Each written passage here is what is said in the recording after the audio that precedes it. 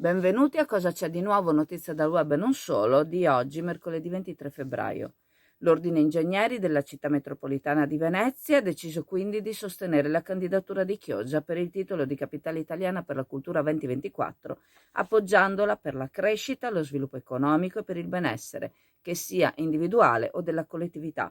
Sono vari temi emersi nella riunione della Commissione Territorio dell'Ordine Ingegneri di Venezia, tenutasi il 18 febbraio scorso nella sede dell'Ordine Ingegneri e che ha visto presenti, oltre ai membri della Commissione, il presidente Mariano Carraro, il sindaco di Chioggia Mauro Armelao, il gruppo promotore per Chioggia 2024, il presidente del Collegio Ingegneri Venezia, ingegner Sandro Boato, il presidente del Centro Regionale di Studi Urbanistici del Veneto, ingegner Maurizio De Gennaro, l'architetto Elena Olivo, docente presso l'Università di Udine, e l'architetto Daniela Fabris di Torino.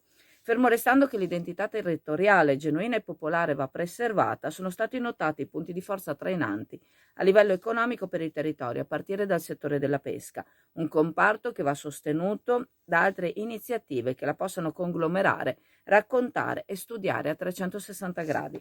A questa, nelle economie tradizionali, si aggancia il turismo, che necessita di sbocchi diversi, in modo da rendere appetibile la città per 365 giorni l'anno. Ma altre possono essere le opportunità economiche per il futuro, a partire dal diportismo e dalla navigazione fluviale, che possono essere sostenute dalla confluenza nella stessa area di mare, laguna e fiumi. È nuovo il concetto di città a grappolo di borghi che vedrà lo sviluppo di un nuovo urbanesimo di cui Chioggia può diventare il prototipo.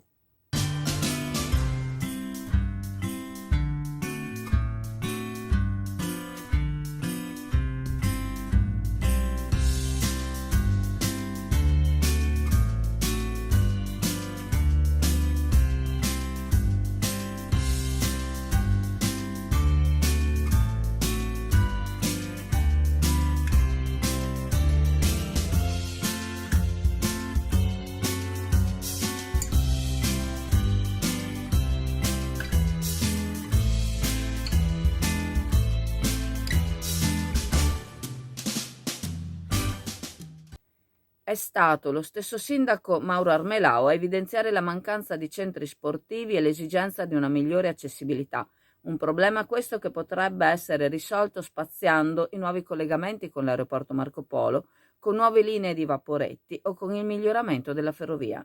Un punto di forza di Chioggia è il trovarsi al centro tra Venezia e Ravenna, entrambe bisognose di un rilancio post-pandemia, e grazie a questa centralità Chioggia potrebbe essere in grado di giocare un importante ruolo nelle economie della costa adriatica. Un punto debole sono i rapporti con l'entroterra. Ne sono in esempio due candidature di Chioggia e di Vicenza che, se portate congiuntamente, avrebbero avuto un impatto fortissimo. Un'ultima considerazione viene fatta sullo specchio d'acqua dell'Usenzo, il quale ha una potenzialità scenografica tale da poterlo far diventare il fulcro della città.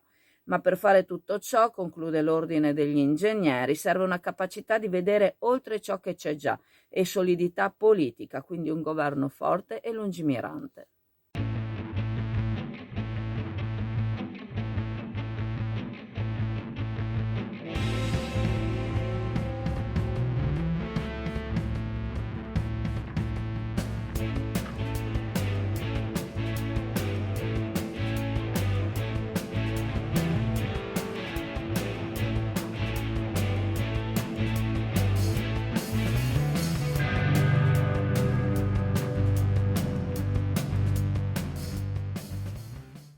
Tutte le attenzioni del comparto turistico sono ora focalizzate sulla direttiva Bolkestein, l'emendamento europeo che impone la messa al bando delle concessioni balneari a partire dal 1 gennaio del 2024.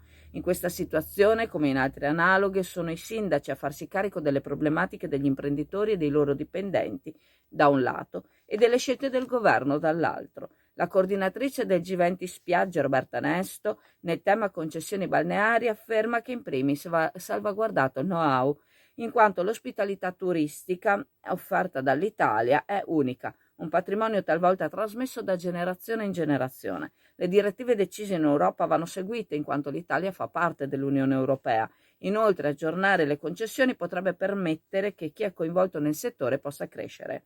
I sindaci facenti parte del G20 Spiagge, le 26 città balneari che sommate rappresentano il 30% delle presenze turistiche in Italia, vogliono contribuire a stimolare l'offerta turistica del proprio territorio, sostenendo imprese e cittadini, sostenendo anche la salvaguardia ambientale. Sostiene Nesto che la normativa cade in un periodo delicato a causa della pandemia. Serve trovare quindi un giusto equilibrio. Nessuno nega la direttiva Bolkestein, afferma che tra l'altro esiste da molti anni e che verrà attuata nelle forme più adeguate, cercando di farne un volano per la crescita e l'aggiornamento delle strutture. Ma nessuno nega la preoccupazione in quanto possono esserci spinte in grado di rendere i bandi pari a una lotta a vantaggio di pochi.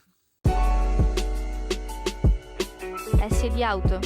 Aperta a tempo pieno tutte le sue attività di vendita nella sede di Borgo San Giovanni 1195 a Chioggia e in quella di via Emanuele Filiberto 27 ad Adria. Noleggio auto, officina, carrozzeria e centro revisioni.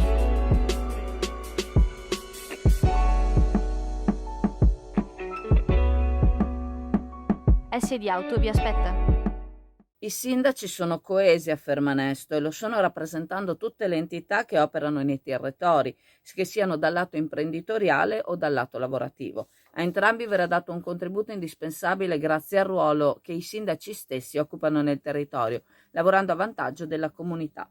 Ora i sindaci del G20 Spiagge sono impegnati sia nell'apertura della prossima stagione balneare che nel DDL concorrenza, oltre che nei decreti che modificheranno le concessioni demaniali. Si vogliono tutelare i territori e le aziende cooperando tra sindaci, auspicando un intervento dello Stato per salvaguardare la costa italiana, conclude Nesto.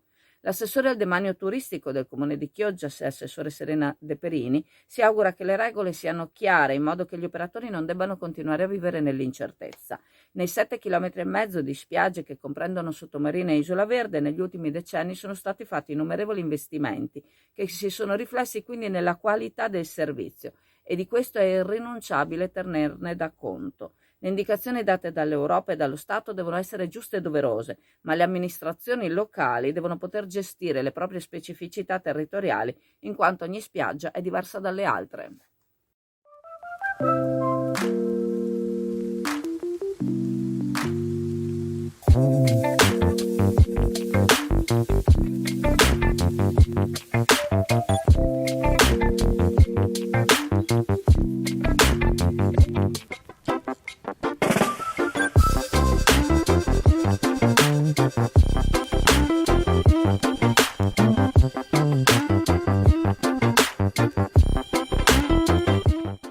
Nei giorni scorsi Energia Civica ha pubblicato un'interpellanza che verrà portata al prossimo Consiglio Comunale, in cui venivano manifestati dubbi sull'azienda Altinia, la quale è stata individuata come gestore di una struttura per anziani non autosufficienti da collocare presso l'ex colonia Turatti.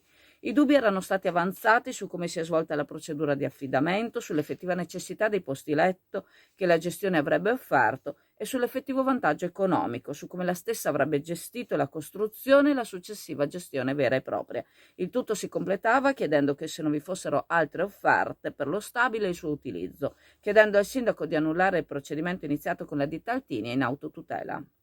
A ciò ha risposto la stessa ditta che si è sentita tirata in causa, Altinia SRL appunto, la quale, avendo appreso dai media del polverone sollevato, ha deciso di rispondere in via bonaria prima di decidere se indire o no un procedimento per vie legali, in quanto le notizie riportate sono, a detta della stessa Altinia, false e contraddittorie, e suppone la ditta che non sia escluso che in questo procedimento non ci siano interessi di parte. Le date agli atti dimostrano infatti che il procedimento di affidamento è stato svolto in modo corretto. Per quanto riguarda l'effettiva necessità dei posti letto, a parte la ragione dettata dai numeri dei report e delle previsioni regionali, la stessa Altinia chiede chi mai investirebbe in un progetto 10 milioni di euro per offrire un servizio di cui non ci sia necessità. La ditta inoltre non deve costruire case di riposo, ma è il promotore del progetto. Altinia, che ricordiamo in 10 anni è stata l'unica impresa a proporsi per accollarsi le spese relative alla struttura, non chiedendo in cambio la proprietà ma solo la gestione di un'attività per un tempo limitato seppur lungo, conclude affermando di non voler partecipare a polemiche sul quale sarebbe l'uso più indicato della struttura, ma di sostenere lo sviluppo del proprio progetto per migliorare la vita degli anziani nel territorio. L'impresa chiede altresì al sindaco, che in fase di elezioni si è detto dalla parte degli imprenditori, di prendere una posizione, in modo che gli stessi non debbano sopportare ulteriori attacchi politici del tutto strumentali.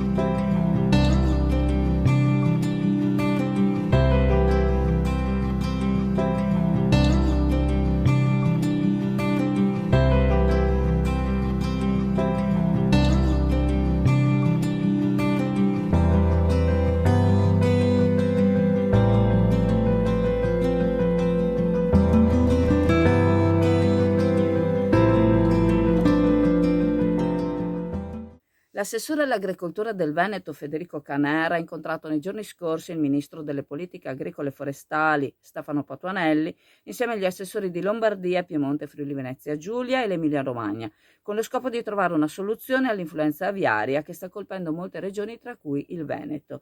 Fino ad oggi sono stati segnalati 309 focolai, ciò ha fatto sì che il ministro sia stato richiesto di attivare misure di sostegno per le aziende colpite, facendo attenzione ai danni indiretti e derivanti dal mancato accasamento per effetto delle limitazioni sanitarie.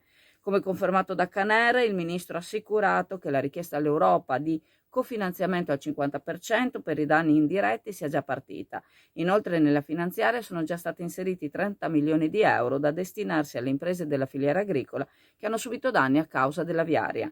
Serve ora che venga completato e tempestivamente l'iter perché chi è stato danneggiato abbia il ristoro promesso.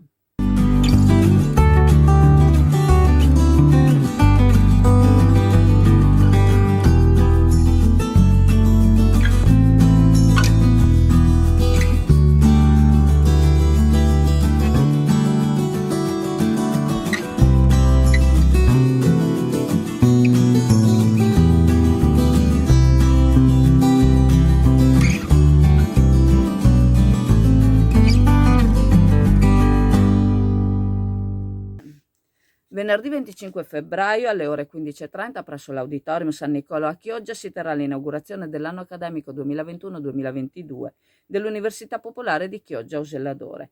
Nell'occasione ci sarà la presentazione del dizionario etimologico aneddotico del dialetto chioggiotto, scritto da Giorgio Zennaro e pubblicato a cura della stessa Università Popolare.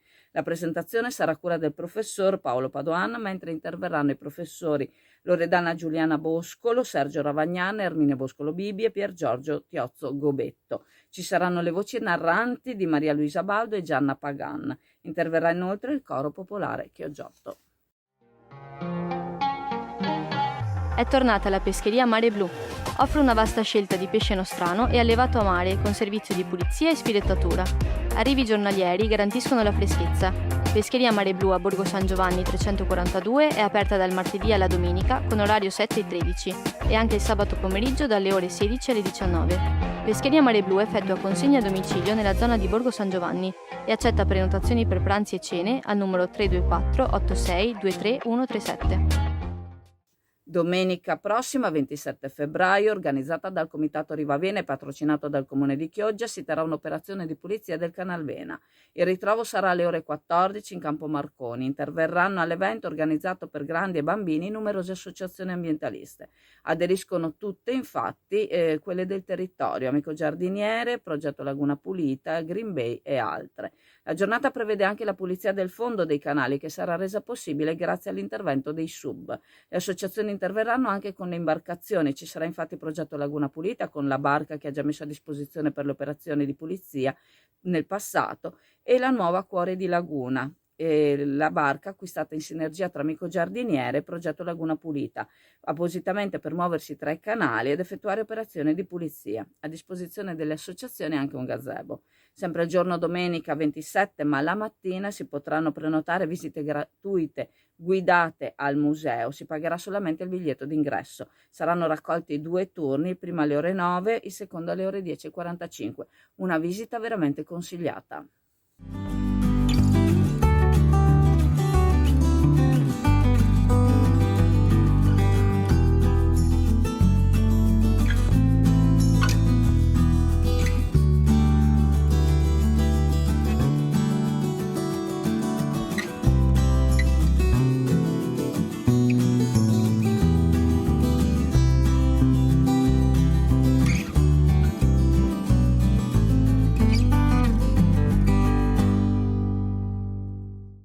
La ditta Waterfun, con sede a Chioggia, ha richiesto una nuova concessione demaniale marittima da utilizzare con scopo turistico nei pressi dell'ex colonia Turatti, sullo specchio acqueo e su una piccola porzione di arenile. La richiesta è stata fatta in base alla legge regionale 33 del 2002 e la durata della concessione richiesta è di 6 anni. È stata quindi messa al bando in modo da rispettare le nuove direttive sulla concorrenza. Lo scorso anno la ditta Waterfun aveva portato un galleggiante in mare per il divertimento dei bambini. Ricordandovi che la farmacia di turno oggi, mercoledì 23 febbraio, è la farmacia Redentore in Corso del Popolo a Chioggia. Io vi ringrazio, vi saluto e se volete ci vediamo in negozio. Ciao a tutti.